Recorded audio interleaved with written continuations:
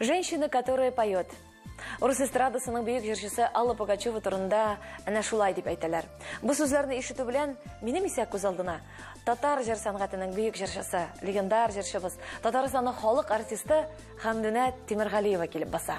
Чыннан да җырлый торган хатын-кыз.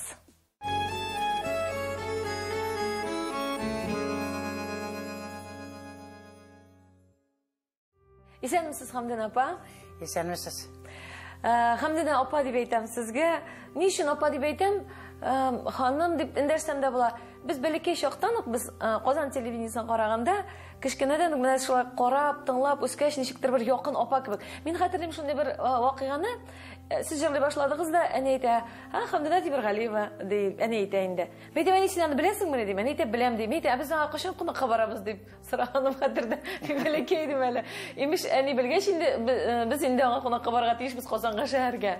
Шундый кызык хәтирә минем бала чакта калган. Һәм чыннан да минем өчен генә түгел, бик күпләр өчен бала чактан ук кадерле, якын һәм шул кадәр күңелгә якын тавышлы Хәмдүнә Тимергалиева бит сез. Менә бу сүзләрне белән юкка гына башламыйм. Сез үзегез бәләкәй чакта радиодан кемне тыңлыйдыр идегез? Бәләкәй вакытта бездә радио телевидение юк иде. Безнең патефоныбыз бар иде. Әйе. Шул минем әткәй инде районга эш белән һәр даим йөри торган иде. Ватнасына 3 мәртәбә шуннан ул кассеталар, пластинкалар алып кайтты. 78 оборотта ул төшкәч ватыла торган. Илһам абыйныкын, Әлфия апаныкын алып кайтты. Анан Зифа апа Басырованыкы бар иде. Сезнең әтигә җырлыйдымы, әнигә җырлыйдымы? Безнең нәсел бөтенесе җырлый. Минем бик каты җырлый әнкәйнең сеңлесе Мәрьям апа җырлый иде. Ул Ленинградский блокада булган кеше, заманда ФЗОга алып китү булган бит элек. Шушы ФЗОга алып китеп, ул Ленинградта менә блокадан кичергән кеше, ой, аның җырлавы. Җырчы була алыр иде һичшиксез шулаймы? Беренче җырчы булыр иде. Беренче җырчы, шул хәтле. Алт тавышлы, калын тавышлы. Әйе. Ана минем әткәй бик каты җырлый. Абыем җырлый Фәнауи исемле. Минем абый. Ана сеңлем бик яхшы җырлый. Сез барыгыз да кечкенәдән җырлап, ике туганнарында безнең гомумән җырчы нәсел, музыкантлар. Минем абыйның төрле гармоннарда уйнавын, менә минем белән гастрольгә барган баянчылар барысы да аннан борынгыча татар көйләрен уйнарга иренәләр иде.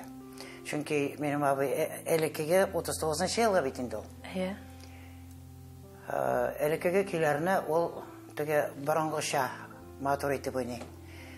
Шуны өйрәнүче баянчылар бар минем белән килгән, гастрольгә килгән вакытта. Сез гаиләдә ничә бала идегез? Бала чагыгыз турында сөйләшик әле. Без былай әнкәйнең дөньяга китергән балалары 8. Баштагы Газнавый белән Фәнауи исемле абыебыз үлгән. Әйе. Баштагы балалар.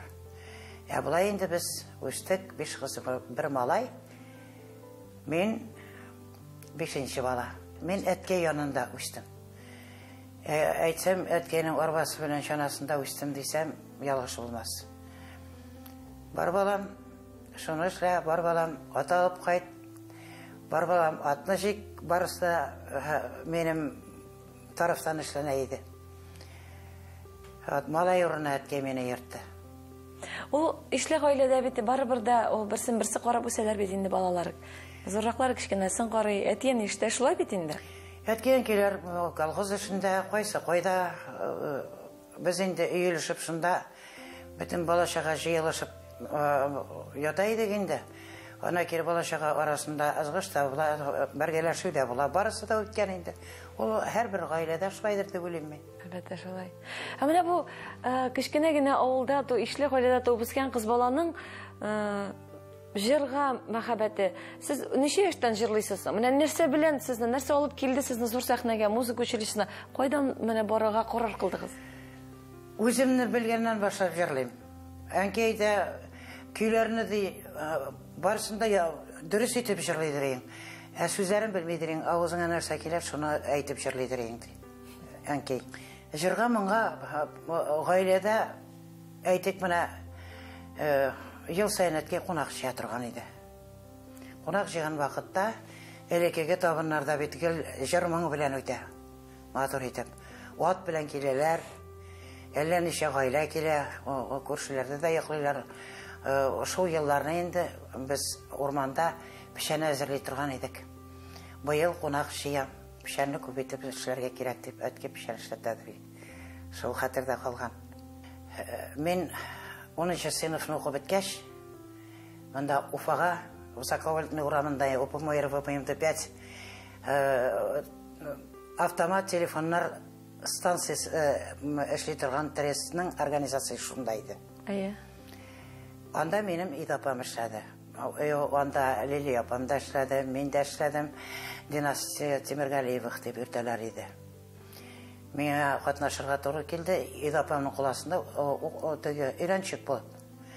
Ошалы шәһәрендә 2000 абонентка горновагатительный комбинатка эшләнде. Телефонная станция. Анан соң Оренбургның Бурушсан шәһәрендә анда летчиклар, очучылар әзерләй торган объектта эшләдек. Сартамакта, химзаводта, заводскада. Химзаводта Сермянка башына менәм дә җырлап утырам, апа янында бит инде. Инде теге шәбәкләрне тоташтырган вакытта идапам әйтә, безнең ди Сартамакта ди музыка училищесы бар ди. Әйдә барып тыңлали гали. Шуннан шушы музыка училищесына, культпростство училище, дирижерское хоровое отделение мине бер сүзсез алдылар. Инде хәтеремдә бик каты итеп башкорт халкының шаян җыры тәнәкәйне җырлаганым. Ана ритмны карадылар. Инде татар балаларына, башкорт балаларына диктант ясау иде бит инде.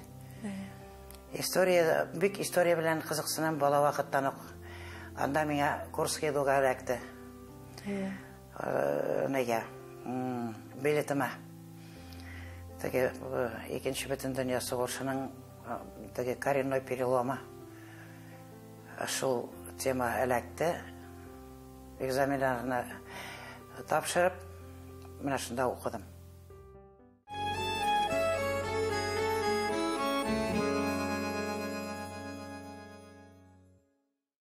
Эфирдә язмыш тапшыру. Бүген безнең кунагыбыз Татарстанның халык артисты, халкыбызның сандугачы Хәмдинә Тимергалиева. Хәмдинә апа, сезнең тормыш баскычлары буйлап, әгәр инде үрмәләсәк, искә таба училищедан соң зур сәхнәгә сезне кем алып кирип китте? Училищены күпләр тәмамлый, ләкин бөтен кешегә дә бит әле ул зур сәхнәгә юл ачык дигән сүз түгел. Безнең авылга Казаннан артистлар килде. Ул вакытта инде минем әткәй Күриясе иде.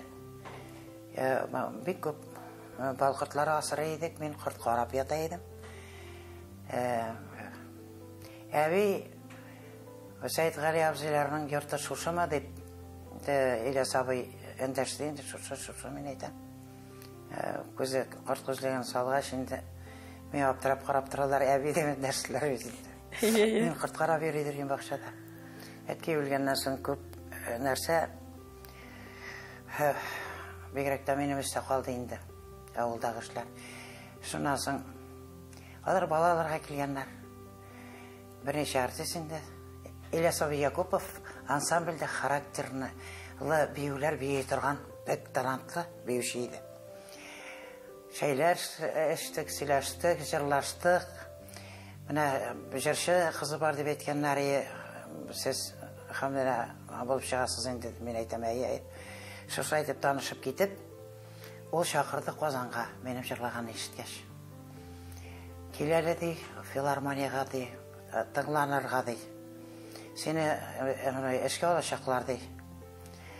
Шуннан турыга үзебезгә кил, минем 4 кызым бар ди, синең шикелле.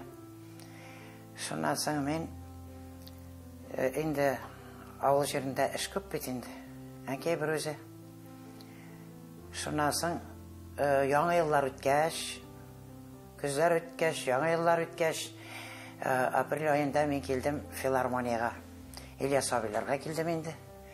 Ильяс абай мені филармонияға алып келді. Юлдан ғына мен шынан Элгиз Габидуллович Мазитовқа мен сөйлеген қыз Шушайында дей, жырлай тұрған қыз. Элгиз Габидуллович мен баштан аяқ қарады. Теге қияфат жолдан бетінде. Ертеге келіп, сіз попробуем, прослушаем дей. Шын қайтып кетті, Ильяс абайның қызларының киімдерін кидім, шәһәрше тігілген. Ана кері каблук кидім, филармонияға барғаш киіп қойдым, каблукны алып барып, прическалар ясадым, ол уақытта бик нешке ұзын едім. Шынна кері мен келіп көрді да, Элгиз Габидулловичтің нағыз енді, Ильяс Абияков айтты. Мен бұрып қарады мен, аха, товарный вид есть, дейді. Шыннан мені бірінші қуатқа алып кіріп, эстрада бөлігі начальнигі Шагиев ұтарадығы Абдул Хакилович жайлашып тыңладылар. Ешік түнінде білекегені орындықта бір кіші ұтыра, оңа мен бек иқтибарда етмедім, ешік түбінде ұтырған. Шыра мен жырладым енді, дауышымны да ашаттылар, өзімні де ашаттылар бұлай бұлғаш. Шынан Шагиев Абдул Хакилович ешік қатында отырған кіші бұрылып, нешлейбіз дей, оларға керек самарадық бет бодай. Дауышы яқшы дей. Әлі бұл қыз шекелді жырлай алмаған біздің артыстарымыз да бар дей. Сонда, бұл Илхам абай болып шықты. Урамға шыққа Ильяс абайдан сұрайын, ешік түбіндегі кіші кемейді ол? Ильяс абайдан Илхам Шакиров еді ол дей. Дәннен үстелі суықлы, теге бір түрлі нәрсе өтіп кетті. Әме бет иқтибар етмедім. Науға дегені кейінген, теге бұрылып та қорамадым.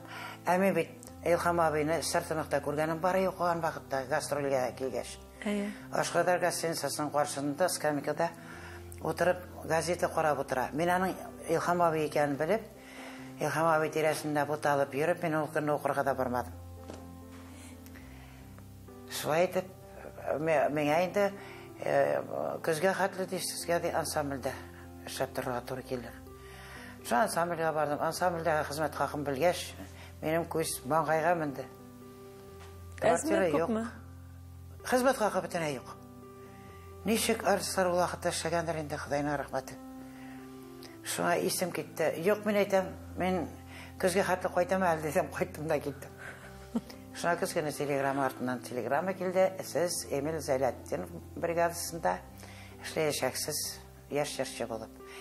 Енді мен шылай дегеш, эстрадада ішлерге болғаш енді кеттім. Әнкенің бек жібересі келмеді енді.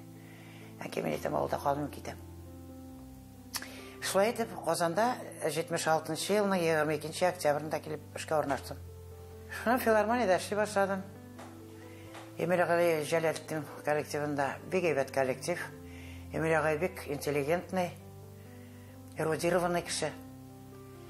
Енді меңа енді ауылдан келген бала айтып қарадылар енді. Арсылар арасында шын артистар арасында шымәк әшпейді. Олардың ғұрып қадетлерін білмейм. Біраз сәйіррек те болғанмындар енді. Қыланышлары, сөйләшулері, олар күлкілілері менен қызық етіп. Шыл уақытта мен Әлфия апа болып жырлайдым.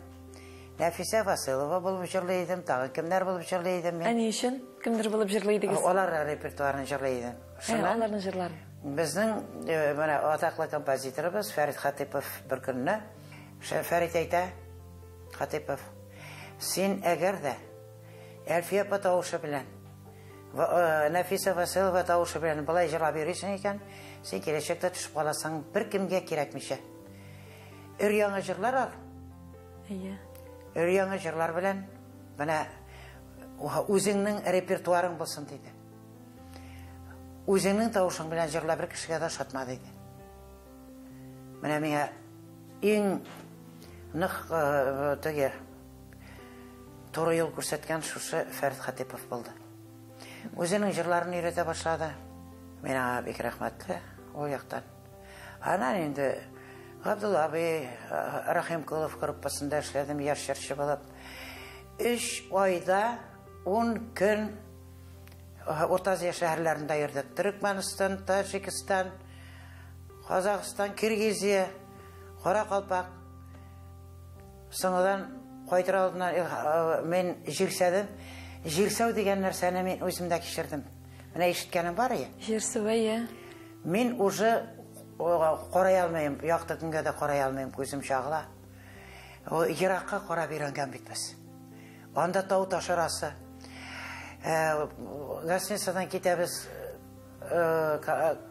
концерт куярга, каядыр икенче точкага име.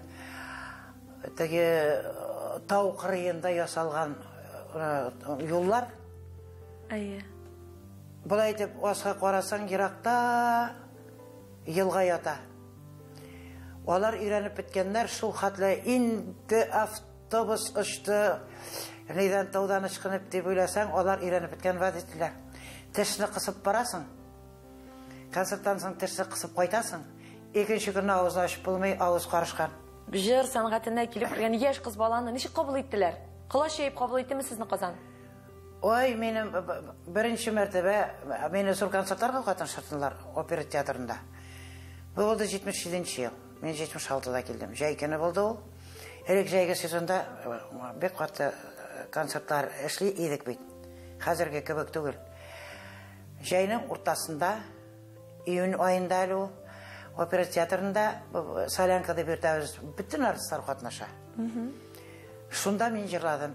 Минем җырлаганны күргәннән соң башка мине зур концертларга катнаштырмадылар беренче ел. Ни өчен дисәң, менә шул концерттан соң минем противникларым, миңа каршы төшүчеләр көндәшләр күбәйдеме? Көндәшләр күбәйде. Көнләшүчеләр. Ул көнләшүне зависть урысча әйтсәк, мин аны бик каты эшләү дәврендә кичердем. Бик кыңгыраулы булдым. Минем бит инде адреска нәрсә генә сөйләп бетермәделәр. Менә бүген мин сезгә килдем передачага, әйме? Инде нәрсә сөйләрмен икән дип килдем. Чөнки инде 51-нче ел эшлим сәнгатьтә. Шул 51-нче ел эшләү дәврендә, бу филармония эшләү дәврендә мине бөтенләй сөйләп бетерделәр бит инде.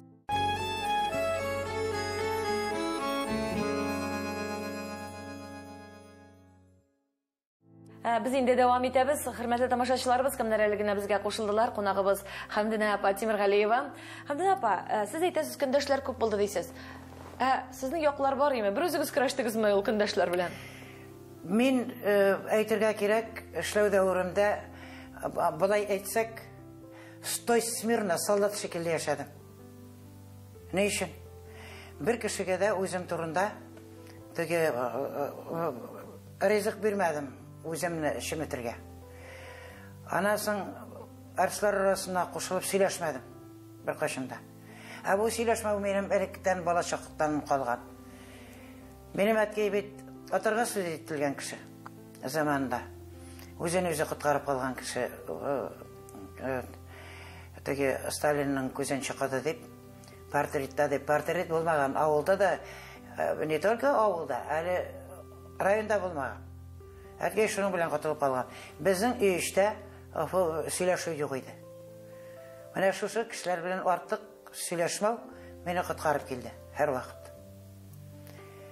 Барыбер миндә бар ышанып кешегә сөйләшү бар. Менә бу кешенең теге кешегә ышанып сөйләшүе, ул кешегә менә шушылай була, үзеңнең ышанып сөйләшүең үзеңә дошман, үзеңә кире кайта. Бөтен кеше дә чиста күңелле түгел бит. Нәкъ шулай. Кеше бит бер катлы ди. Яши барбер кайышланасың диләр бит. Мин кайышландым. Кайышландыгызмы? Беренче елларны менә шушы үзем турында теге гайбәтләрне булмаган сүзләрне ишетү миңа авыр иде. Минем хәтта атналар буе йокламыйча переживать иткән вакытларым булды. Илһам абыйга әйтәм, Илһам абый бигрәк исемне пычраталар, мин әйтәм, ни эшләргә инде Илһам абый димен. Әрнеп утырам инде бер вакытны. Ей, хамды шүләркей, сөйләсеннәр дей, сөйләмей башласалар кемгә кирәксең дей. Яхшы яктанмы, яман яктанмы сөйләсеннәр дей. Ол сиңа популярлык китерәчәк дей. Ол тормышта чыннан да шулай икән. Мин яшьлегем белән кабул итә алмыйдым, чөнки Нахак. нахак сүз ишетергә. Чөнки мин теге укыган вакытта апада торып укыдым мин, теге эшләгән вакытта абыйда торып эшләдем мин, теге шит атмосферада булмадым. Уфага килдем. Тагын апа янына килдем. Укыган вакытта да ана менә шушы хәлдән сразу филармонияга килеп эләктем. Анда инде теге омарта ясы гыш килеп тора. Атмосфера. Менә сезнең шушы гөрләп иҗат итеп сәхнәгә бәреп кергән вакытыгыз яшьлек бит әле ул, яшьлектә. Яшьлек. Беренче мәхәббәтегезне хәтерлисезме? Ой, менә шушы телефон станциясе монтировать иткән вакытта без инде Уфадан килгән монтажницалар. Аннан урындагы шул Учалы шәһәрендәге бер егеткә гашыйк булдым инде. Шул хәтле үзәкләрем өзелде ул егет өчен. Бар бит теге бер егетне сөйдем, үзе генә белмәде дип. Минем шушындай мәхәббәт булды. Белмәде дәме? Белгертмәдем дә. Йөрәгем өзеләдер. Бик күп еллар йөрәгем өзелеп яшәде шуңа. Соңыннан күрешкәнез булдымы соң? Юк. Әле дә искә төшкән сайын йөрәгем сыза. Инде юк инде күрәсез. Нишләп юлларыгыз бергә булмады? Бергә булмады, чөнки аның нәйсе теләге мин гастрольдә йөрергә тиеш түгел. Я сәхнә, я гаилә. Я сәхнә, гастрольдә йөрмисең диде. Мин вакытта килеп кенә урнашкан вакыт бит. Мен бер кашын да онытмадым гомерем буена. Шул вакытта сәхнә урынына аны сайлысы калган икән дигән уй килгәне буламы? Бик авыр вакытларымда, теге кагы сугуны күп күрдем филармониядә. Бик авыр вакытларында уйлаган моментларым булды. Тормыш көтеп, бала үстереп ятарым дип уйлаган вакытлар булды. Сезнең менә җырлаганда җылы-җылы җырлаганыгыз, менә җырларыгыз прототипы булмы? Шул кешегә багышлап җырлыйдыгыз. Ана шушы мәхәббәт, ана шул мәхәббәт беренче иҗат елларында миңа бик нык ярдәм иткән дип уйлыйм хәзер. Ул сары чәчәкләрне җырладым. Урман юлында. Җомга бүтән җырлаган җырларым. Гел җырларга чыгам да, җырларга чыккач күз алдымда ул басып торадыр һәр вакыт. Иң авыры беләсезме кайчан? Менә халык белән ынтыласың, концерттан соң халык тарала, зал уртасында бер үзең каласың. Ялгызлыкның иң авыр вакыты. Кай вакытта уйланып отырам, мен әйтәм, ялгыз бүре бит. Ялгызлыкның әле яхшы яклары да күп. Кайсы яклары инде? Бер түбә астында ир белән хатын булып яшәү, этле мәшәле, дөньяга кирәкмәгән, ямсыз атмосферада яшәгәнче, ялгыз булу бик яхшы. Нишләп белән мәче? Бик матур яшәүчеләр дә бар бит. Бик матур яшәүчеләр менә яшәсен, бик матур итеп. Бик матур яшәй алмаган кешеләр бар. Бик матур яшәй алмагач, ул тормыш кирәкми бер кемгә дә. Менә хәзерге уен булса, мен шушындай тормыш ыгы-зыгысына барып эләктем. Ник беренче шушындай алама күренешенә күргәч тә китмәдем дип уйладым. Сәхнәдән. Сәхнәдән түгел. Тормышымда очраган. Түзеп яшәргә туры килде. Сез кияүгә чыккач дисезме сез? Әйе. Сез шулда кияүгә чыктыгыз. Ничә яшьтә кияүгә чыктыгыз сез? Кемгә кияүгә чыктыгыз менә шул гаилә тормышыгыз турында? Кемгә дә дип әйтәсем килми, 47 яшым белән алгайга чыктым мен. Ни өчен? Бик арыдым филармониядә яшәгән вакытта, гайбәттән менә шул кагы сугудан мен әйтәм, сәхнәдән китәм дип уйладым. Аның сәбәбі шул болды. Керегі жоқ. Шушы қатты жан яфалап, жырлайым деп, интігіп, жүргенші мен айтам, ұшы ғайла қырып, бәлки мен айтам, шул ерседі бала тапқан кішілер бар. Ғайла қырайым деп ойлаған едім. Менен барып шықмады. Нәрсе сәбәп болды? Көп сәбәплер. Ол бүтін сәбәплеріні де ярып шығарып, міне шушы тапшырыларда сөйлесім келмей. Һәм бүгінгісі күніне еске аласым келмей. Сәхнә тұрды ма шулай сіздің арағызда? Сәхнә генә түгел, бик көп. Теге сәбәпләр булды. Әйтергә кирәк, ник кенә сәхнәмне ташлап киттем дигән көнгә төштем. Йөгерә кайттым. Анасын кайткач та бик бирелдем инде төшенкелеккә.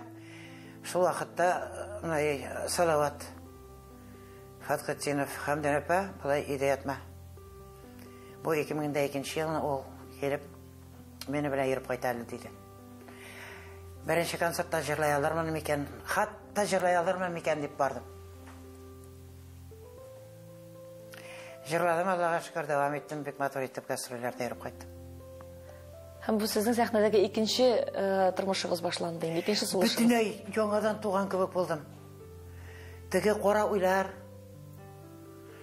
теге ана кирәк бит әле ул шушындай хәлдә, теге булмаганны да бары итеп уйлый башлыйсың. Булмаганны да. Ана шу уйларымнан арындырды Салаватның концертка чакыруы. Мен аңа рәхмәтлемен.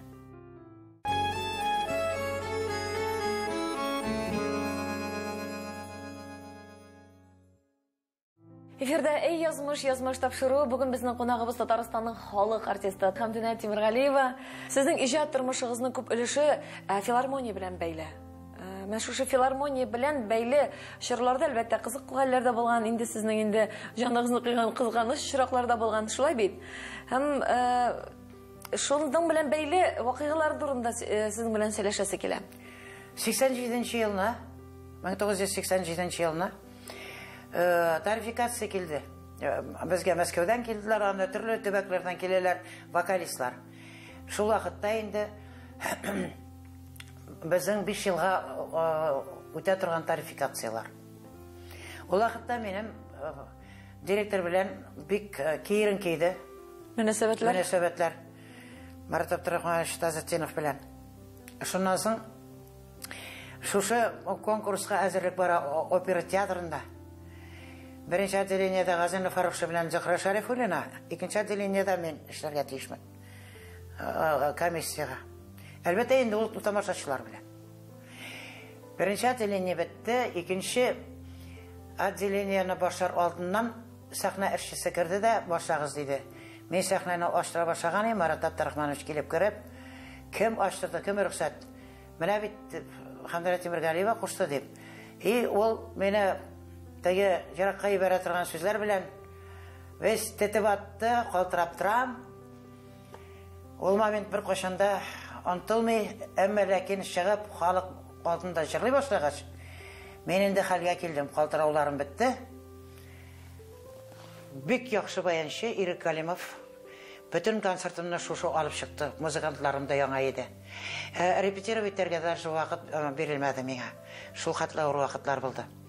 Икенче көндә килдем филармониягә. Жан түзми бит. Кирсәм Шагиев бүлмәсенә, анда протоколлар ята. Протоколны алдым да икенче этажга менеп китеп барам. Өчесен дә алдым кулыма. Алайм әле мен әйтәм. Исрадат отделында бер кеше Шагиев та кая чыккан. Шуннан директорның секретары очрады. Сезне Марат Абдрахманович көтә. Киреп чыгыгыз, эзләде бүген. Әле анда бер кеше юк кирди. Кирсәм, ишекне шагып кирдем. Здравствуйте, Марат Абдрахманович, вы меня искали? Да, милочка, я искал. Вы знаете, что вы дисквалифицированы? Москва комиссия собрала. Так что вам придется на заявление писать меня. Шунан на увольнение дей. Меня там увольнять, если сможете, дейдем. Мен бит протоколны укыдым. Менә озакламый Алла берсә булдыра алсам, вакытым җитеп китабымны наконец чыгара алсам, мен ул протоколны куям, уныга китабыма. Нәрсә язылган протокол? Протоколда бик зур бәя биргән Зарасилова Мәскәүдән килгән главный вокалист. Ә монда Казандагы вокалистлар менә теге мимо тональности җырлый дип инде громко поет фәлән тегән. И оркестр Шутиков Анатолий Иванович хәзердә эшли ул филармониядә, шушы уникальная певица дигән. Ә Зарасилова инде әйткән, уникальная голос, уникальная певица, татарская Мария Мордасова дип әйткән. Поднять, значит, ставку, допустить концертной деятельности. Мин шушылай итеп калдым. Мин әйтәм, увольняйте димен Марат Абдрахмановичка. Мин эшләрен беләм бит хәзер. Увольняйте, если сможете дигәнем. И башын ха-ха-ха дип, башын артка ташлап көлде. Я не могу увольнять. Я тебя уволю, ди. Попробуйте, мин әйтәм, если сможете. Я вас в суд подам дидем. Чыгып киттем дә, ишекне теге яктан итеп торып типтем. Өстән акшарлар кыйлып калды. Мен филармонияның капкасын чыгып киткән вакытта секретарь шарттан йөгереп киләдер. Марат Абдрахманович вас совет, потому что шушы хәтле кешеләр мыскыл итү буламыни. Минем кулда протокол. Күрсәтте менә протоколны. Вот протокол, мен әйтәм. Кто московская вокалистка, мен әйтәм, меня оценила. А остальные, мен әйтәм, меня не почем. Шушы әйтеп, секретарь йөгереп килде. Минем аның белән сөйләшер сүзем юк, мен әйтәм. Мен барам әле югарыга дидем. Керер кешем бар дидем. Ул вакытта керер кешем булмаса да. Эрешектердем. Менә шушылай итеп якларга туры килде үземне. Андый нәйләр, случайлар бик күп булды. Я непослушная була директор өчен. Менә бунтар халык сезнең. Әйе. Йөрәгемдә бунтар, кирәк-кирәкмәс кешегә баш игән юк. Имимдә. Аллага шөкер 70 яшыма җиттем. Имәячәкмен дә. Чөнки Аллаһ Тәгаләдән бирелгән җырым бар. Минем яклаучым. Хәмдин апа, бер сорау бирим әле сезгә. Ничек кенә булмасын, безнең бит артист халкы усал телледә, тамаша безнең татар халкы да телгә оста. Ләкин менә шушы Хәмдинә усал, Хәмдинә былай сугыша, менә шундый төрле сүзләргә, шаярып катыш әйтелгән сүзләргә сез үпкәлисезме? Үпкәләмим, күбесе аның дөрес түгел бит. Менә утик белән сукты дигән, аны Алмаз Хамзин кеше көлдерер өчен уйланып сәхнәгә чыгарган. Сугыша дигән нәрсә ул филармониядән чыкты минем коллегаларымнан. Урта Азия шәһәрләрендә, Ош шәһәрендә йөргән вакытта мин һәр вакыт 12 сантиметр каблуклы туфли киеп йөридем. Көндезге саат 12-ләр тирәсендә мин ресторанга төшәм ашарга. Һәр шәһәрдә гастрольдән кайтканнан соң инде икенче көнне. Шуннан шәшне аккап яттым, нечкә озынмын. Ресторанда ашап чыкканнан соң миңа бер казак җегете иярде. Ир кеше, казакныкы. Девушка 50 рублей, 100 рублей. Менә гостиницаларда шундый Россиядән килгән хатын-кызларга шундый нәрсә бар бит ул элек гостиницаларда. Мин 4нче этажда торадыр идем. 4нче этажга менеп тә җиттем, әйләндем дә тибеп ташырдым. Тәгәрәп төшеп китте. Илһам абый группасында икенче артистка кабул иткәннәре Илһам абыйга ул вакытта бер генә антураж, бер генә җырчы. Шундый правиласы. Ни өчен Илһам абыйның сольный концерт? Аның правиласы шундый иде. Ике кеше булгач, безнең директорыбыз инде һәр вакыт бер Илһам абыйга бер генә кеше калдырыр өчен эш башлап җибәргән иде. Шуннан мине Илһам абый группасына алырга тырышу башланды. Алып ташлау. Камил Басиров дигән кеше бар иде. Шушы кешене тибеп очраган вакытта ул үтеп китеп бара. Туры килде. Совпадение. Шуннан кайткач, гостиницада Хәмдинә сугыш оештырып йөри. Өстән жалоба. Ол бик жалып шикши. Шуннан чыккан сүз мин. Шуннан чыккан сүз. Әле бит әле аны мине күрелмәгәннәрдә үтүк белән сукты дигәч, ул шулай. Ни белмисез моны? Ул шулай дип әйтүчеләр бар бит. Гайбәт шуннан тарала бит инде ул. Гайбәт шуннан тарала. Мин хәзер инде ул атларда кыен иде. Ходай берәрсе бер нәрсәгә сөйләсә ярар иде. Эшемнән утырам. Хәзер кызык. Хәзер кызык та ул бик популярлашуның бер яхшы чоры ул. Бу чарасы. Бүгенге көндә бигрәк тә. Бүгенге көндә бигрәк тә. Пиар дигән әйбер бар.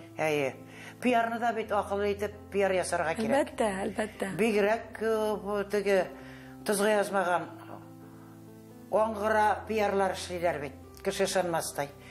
Ул шын мәгънәсендә ышанырга булырга тиеш пиар. Әлбәттә шулай. Мин шулай уйлыйм.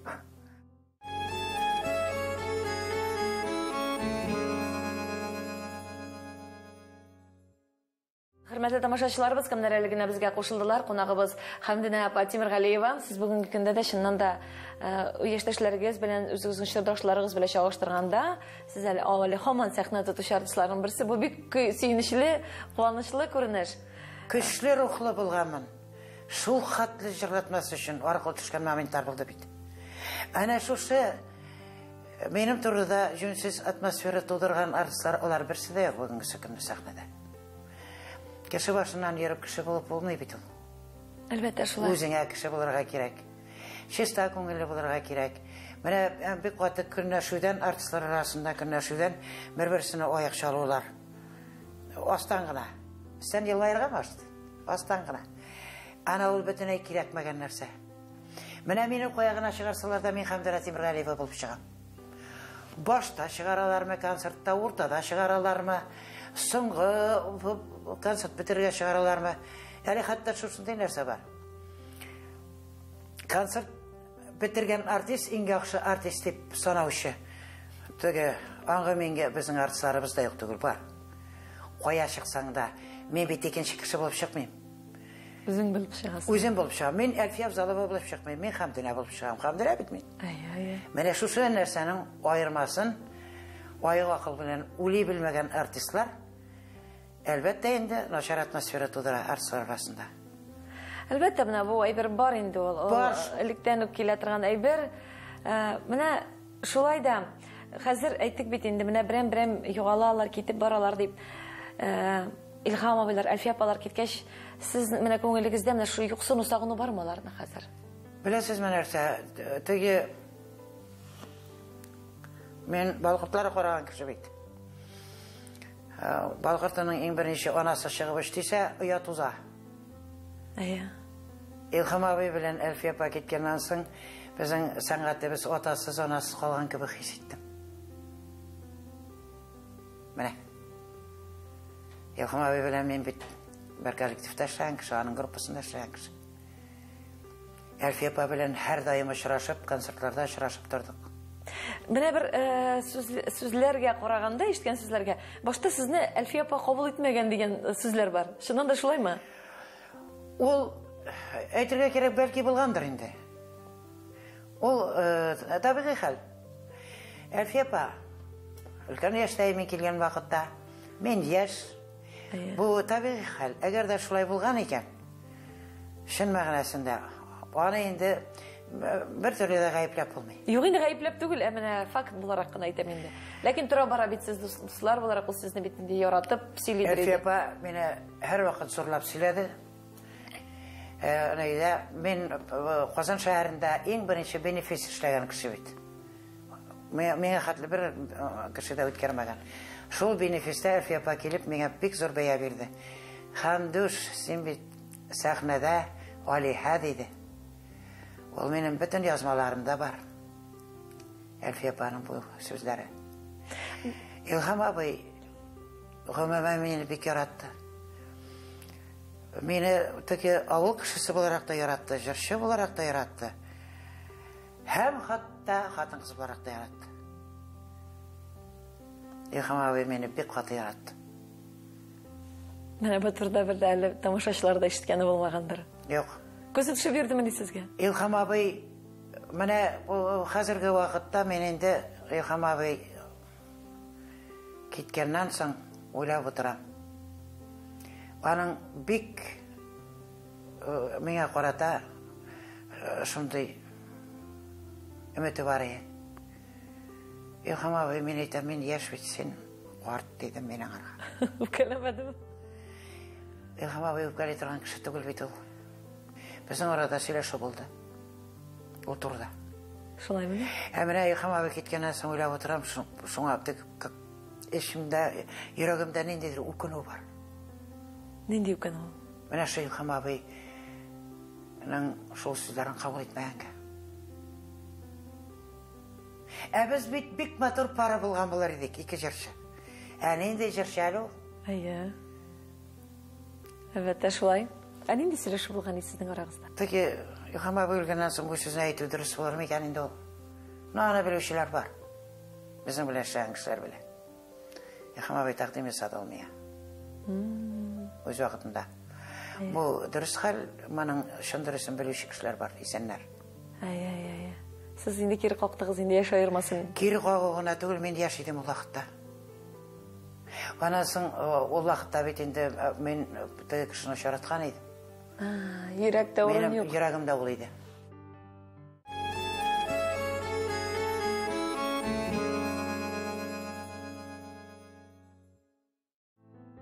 Тұрмышын ойлап қараған уақытта мен бет жыршы боларақ бек бақытлы кіші. Не үшін ме? Бейік татар халқының екі аяқлы теңдерсіз Құдайдан берілген жыршылар арасында ішледім бетмен. Ол Ғабдулла бек өзен етіра. Аның группасында ішледім. Ол Илхам абай етіра, Емел Жәләлетдинов етіра. Міне бет нендей бейік кішілер янында ішлегенмін. Шыны тұра аңлайсың. Демек, сіздің сәхне тұрмышығыз бек бәхетлі болды. Шәхси тұрмышығыз бәхетсіз деп айтасыз ма? Бәхетсіз деп айтмайым. Шәхси тұрмышымны бәхетсіз деп айтмайым. Шынки дұрысыңгін айтқан вақытта өзім тілеп алған жазмыш. Кіші өзінің тұрмышын өзі түзі. Өзіңіз елғыз болырға тіледіңіз міне? Өзім тілемәдім, шулай келіп шықты. Әйе. Шулай келіп шықты. Yazmıştan uzmuş yok. Şulay yazılgan demek. Şulay yazılgan.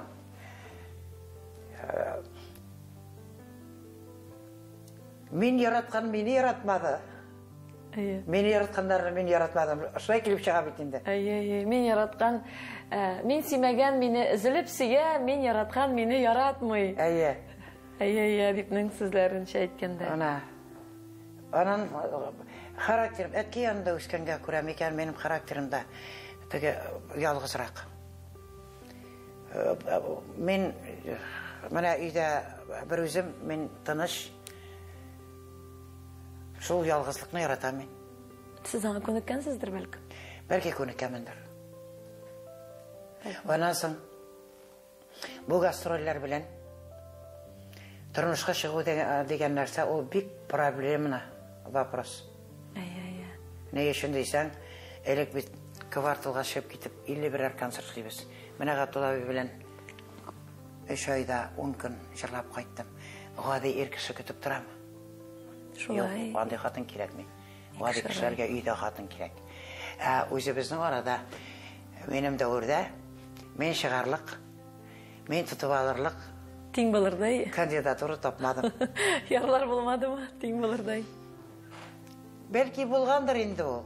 Көңіл көзі көрмәсе, маңғай көзі бұтақ дешегідей. Көңіл көзім көрмәгендір бәлки. Мені яратушылар бәлки болғандар. Бана етіп болмай бейді. Өз араңда, мені әртістер арасында біздің матыр-матыр ғайлелер болды бейді ол уақытта. Бір-бірсін тауып, әртістер арасында. Әлі де барлар. Сіз айтасыз, бала шақтан гүл мен өз алдыма жырлап үйрендірем дейсіз. Гүл, қазір бар ма андайға дәтігіз? Бар. Ненде жырмай, көңілігіздегі жырлап мен ана өзім сезмеймін. Көңілге мына шұрша келеді. Мен ана өзім сезмей деп қалам. Өзінен өзі, шуның білен туымаштан туға шулайдыр енді ол. Ненде жырлы жырлап бересіз? Қазір ме? Тірісін жырлайым. Жырлағыз әлі? Мына әлі юбилейіма жырлайсын бар. Бір күн әлі үшін жырлап көрсетем. Өтіп кіне кеткен бұл өмірінің ортыларынан шығыпыла сызғырдым.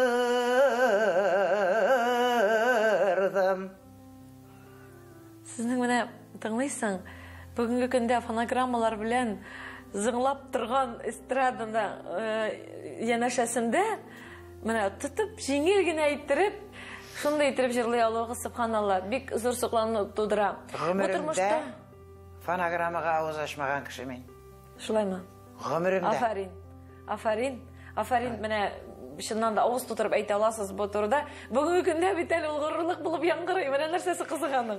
Мені 70 яшында бұлай жырлай алғаш Құдайға рахмат деп береймін де. Аллаға шүкір. Мені шушы 70 яшығызда тұрмышығызда ең зор өкінішігіз нәрсе болды? Хай, мені еллар өтіп білен ғұмыр қысқарып барайынды.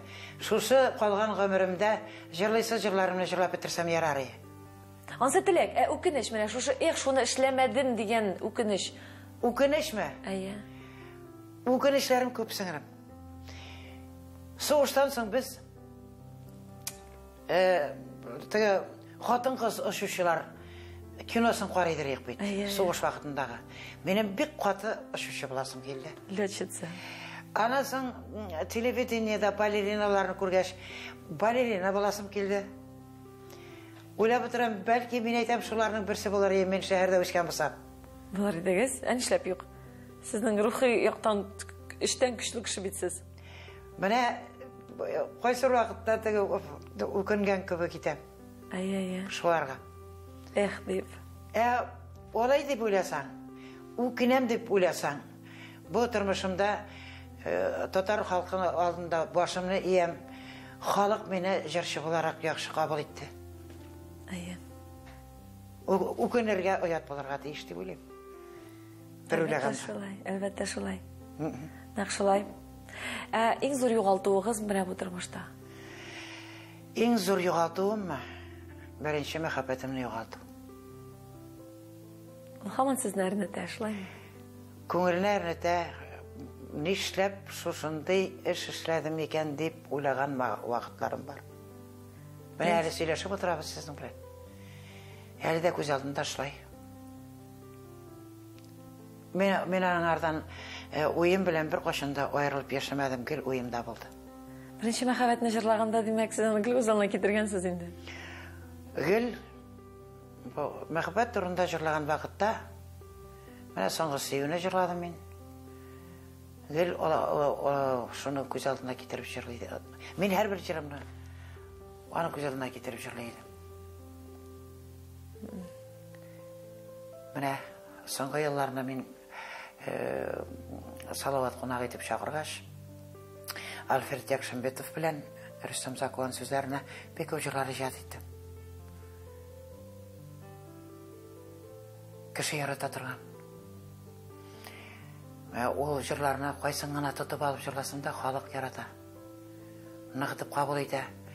Сабишақ деген жырым бар, аны жырлаған вақытта ғөмімен халық елап отыра. Чүнки ол әр бір кішінің тұрмышынан өткен вақиға әнейлер тұрында. Әнейлерін жоғалту тұрында. Сағынасыз ма? Мен нық әтке білген кейіні сағынам. Олар сағынырлық кішілер. Әттияны кімге де қадірлейді, кімге сағынам? Бетін кішіге де қадірлі. Оға бейбілен оқобай болып кеттілер олар. Ауыл жерінде әтілісі кімге анда есімді бермейлер. Менің әтке бек ақылы. Өзі соғыштан соң қайтқышта түрмеге отырталар бетел. Оштан өлерге жеткен халыққа шашу ұрлығын таратып береді. Үстінен жалып язалар, тағы отыртып қоялар менің әткені. Міне, шушындай кішілерінің балаларымен әңгей бек қаты оңғаны. Ол теге ерлер білен бір реттен орманда бөренелер шығарып жүрейдір әркес деген жерден. Бірі шошындай нықлы рухлы кішілермен тәрбиелеген. Шуңа да шындай. Міне енді тапшырыбыз ақырына яқынлашқанда тамашашыларыңызға нәрсе айтасыңыз келі? Құдай еместен сау болсындар. Мине тамашачылар минем өчен иң кадерле кешеләр.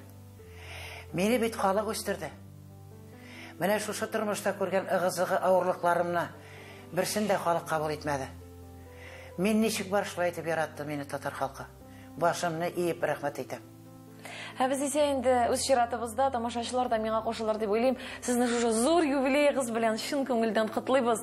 Бер үк әле менә шушы Хәмдүнә дигәндә сәхнәләр дер селкенеп titrәп торсыннар, тамашачылар алкышларга күмсеннәр сезне. Һәм әле без сездән бик күп матур җырлар көтәбез әле. Сезнең әле тавышыгыз көр, һәм әле шулай бик күп еллар дәвам итәр дип ышанып калабыз иншалла. Бәйрәмегез белән сезне. Рәхмәт, мин инде халыкка көлдереп йөрим. Кызыксынучылар бар бит. Хөрмәтле тамашачыларым, мин әйтәм. Мин әле үлгәч тә кире терелеп 3 көн селкенеп торам дип көлдерәм. Ул турыда сөйләшмик, исән мин булып гомерләр язсын сезгә Аллаһ Тәгалә. Хөрмәтле башачыларыбыз, инде безнең белән булганыгыз өчен ихлас күңелдән рәхмәт сезгә. Тагын бер атнадан очрашырбыз, Алла теләсә.